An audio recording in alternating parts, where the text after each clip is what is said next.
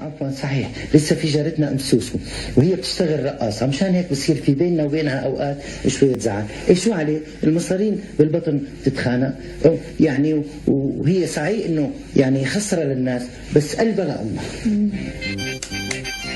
لك تقبر قلبي شو بتعرف تحكي. طيب يا استاذ توكلنا، اذا انتم مزعوجين شوي من ام سوسو بالبنايه كيف بتسكنوها معكم؟